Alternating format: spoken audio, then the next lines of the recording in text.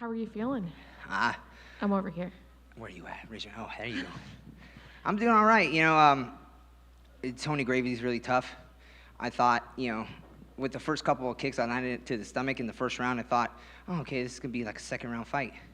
I thought I was gonna be able to take him out, but that dude is tough, and I wish him the best in fatherhood, because I know he's having a baby soon. I knew he had something to fight for.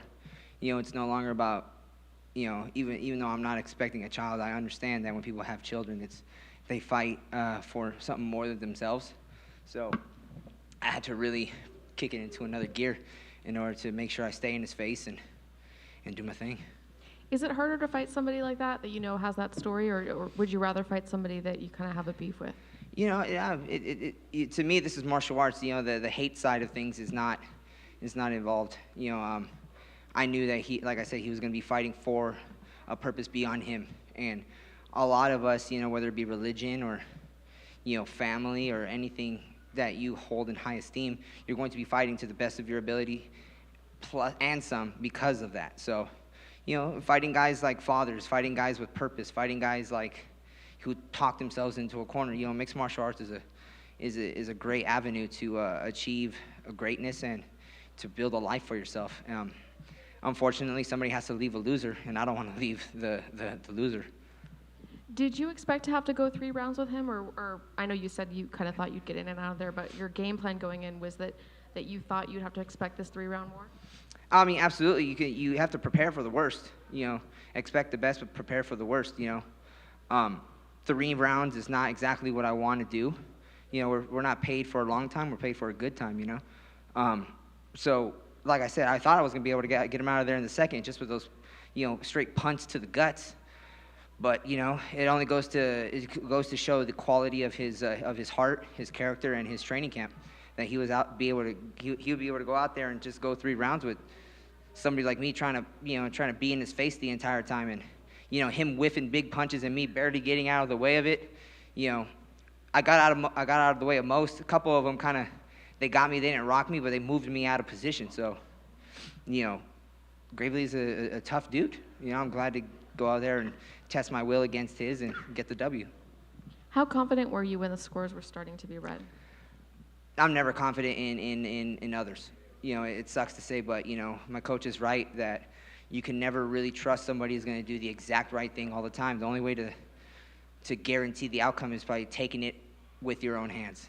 So when you leave it into somebody else's play, then you get what you get. Did you feel a little bit of pressure coming off a loss and having to go back in there and prove yourself again? There's always pressure, whether it's coming off a big win and people are expecting you to go out there and do your thing, or you come off a loss and people just think that you're trash. There's always pressure. Every fight is the biggest fight. So coming off that last loss against the Sun Sal, I had to do some recalibrating of my own and remind myself that all of us are mortal. None of us are immortal. So maybe immoral, but not immortal. But go out there and do your best and train to the best of your ability and go out there and secure your dub. What did you think of the venue? New place for the UFC? What did you think of the fans, the process, everything? The fans are always going to be the fans. They love you one second, and then the next second they're in your DMs telling you how much of a trash human being you are, whether because you like cars or you like your hair a certain way. I mean, after my last fight, I got so much hate because of people thinking your hair is stupid, or your nose is dumb, or they lost their parlay. Yeah, I mean, it is what it is. As far as the venue, I never really paid attention to what the venue was, what the promotion is. I mean, there's one constant in every fight, and it's that somebody's going to try and knock your mouth in. The media changes, the attendance changes, the opponent changes. Everything always changes, except for the one thing that somebody's trying to knock you out or choke you unconscious. Those are the 2 things that are always going to be the same. So back to those DMs, how do you kind of push that aside? How do you not feed into it? What's the mindset when you read those? Oh, I don't push it aside at all. I lean into it. I show my teammates, I show my coaches, look at this person. He thinks my hair stinks. Or look at this person, man, this person's going off. I remember one fight I was going to have, and they had such terrible English, but they were trying to insult me, and I was like, this is actually pretty freaking hilarious. I'm one of those guys that nothing's pretty much off the table when it comes to jokes. So you know, give me your worst. I'm probably going to laugh at it. And if it's good enough, then I'm probably going to use it. You know, when I first joined the UFC, somebody called me Combat Kenny G, and I thought that was great.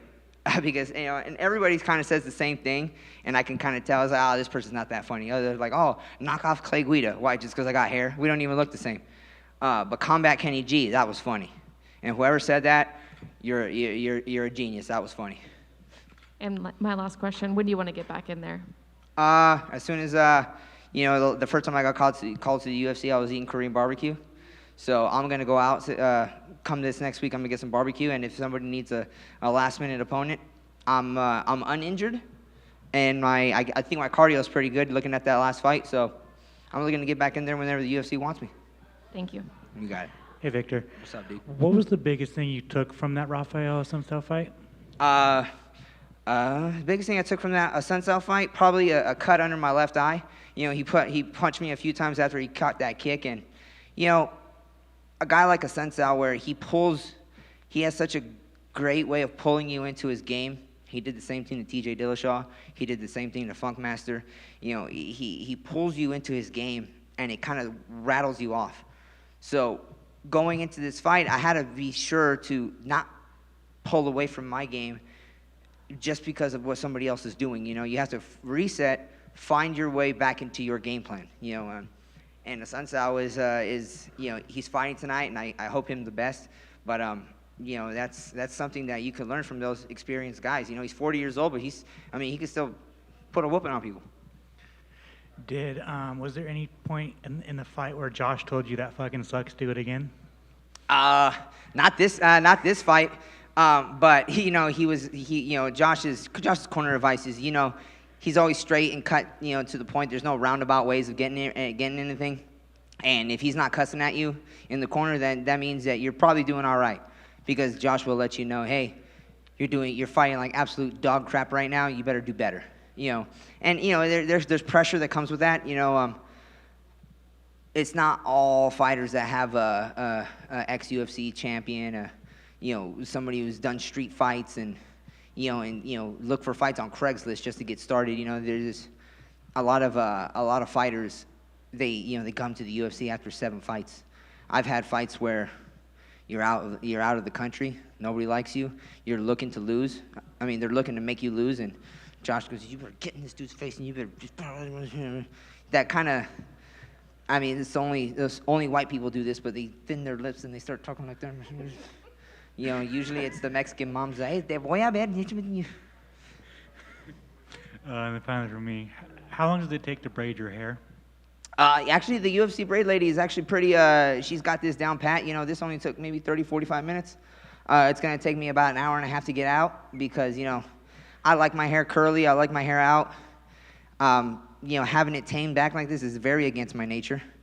And, you know, I want to get this thing out of my head as soon as possible. Congrats, man. Thank you very much. Victor. What's up, dude? You going to walk out to Kenny G next time for us? I'm sure. messing with you. Hey, sure, man. You look like Ivan Drago. What you want me to go? What you want me to do? Take your coach's advice, and he'll probably have you walk out to some death metal. Oh, yeah. I mean, then I was actually thinking about walking out to Gravelys attack this time, or Exodus. But, you know, I wanted to keep it with the Gohor because those are some cool guys. I'm sure Josh can get behind some Exodus for sure. Yeah, I was going to walk out to funeral him. Yeah. I like your style, Vic. Thanks, man. You touched on this a little bit, but were you surprised by his toughness in there, man? Because there was a couple times I thought you were going to put him away, and he just kept, you know, he didn't exactly stand for you shot for shot, but I mean, he hung in there a lot more than most people would, I think. Yeah, I mean, that dude has definitely been doing his sit-ups. Did you guys see his abs? Jesus. I kept putting my front kick right in his gut, and I can tell they hit. I mean, he's got a good amount of chin hair. You know, he's got a nice beard, and I could just see that thing kind of moving, like, doing one of those every time I kicked him in the gut. But the dude stood there over and over as I kicked him in the gut over and over again. So, I mean, like I said, he's a tough dude, you know, and, I mean, that dude's going to be sore for a little bit, but, you know, he didn't drop, you know, so I guess no bonus for me on that one. But, you know, it is what it is, but, you know, Gravely, he's an awesome dude. You know, he was humble at the end, and that's really what this is all about. We both went out there, we both fought our butts off, and only one of us come away with the win, but we push each other to be better every time we go out there and we fight. I thought it was a pretty clear decision from my vantage point, watching here on the monitors in the back. But from your perspective, when you're in there and you hear one of the judges call it for him, what's going through your mind at that moment? That he probably visited the bar in the back, because clearly someone was drinking some Jack and Coke. But, like my coach says, like the only way to guarantee the outcome is to take it for in your own fashion. Go out there and knock somebody out, choke somebody. There is no leaving it to the judges. But sometimes you have it in you to put to take somebody out, and sometimes you're just tired, and sometimes you just can't because the other dude is just too durable. It is what it is. But when it does go to the judges, you can never really count on somebody else to do the right thing, or the correct thing. They may not be malicious in trying to give you the other guy the nod, but it just you just never tell. I mean, I've had fights where a guy took my back for 2 seconds and I flipped him off. Not flipped him off, but I got him off, and then he ends up winning a split because he took my back for 2 seconds. Didn't do anything with it, but he took my back for 2 seconds. As soon as he took my back, I stood up, peeled him off, started beating the crap out of him, and I lost a split decision because of that. So, when you're dealing with those kinds of judges, we don't have we have a supposed set of rules, octagon control, volume of punches or ground control time. We have these parameters that we're supposed to look at, but some judges come from a jiu-jitsu background where they're like, oh, he had side control for 3 seconds and didn't really do anything. And then the guy gets up and then mollywops the crap out of some dude. Oh, but he had side control for 2 seconds. That was more control. So whenever these fights go to decisions, what are they looking at? Are they looking at the damage output? Are they looking at the control time? Who knows? Because these a lot of times judges don't have there's no repercussion to them messing up. So it is what it is.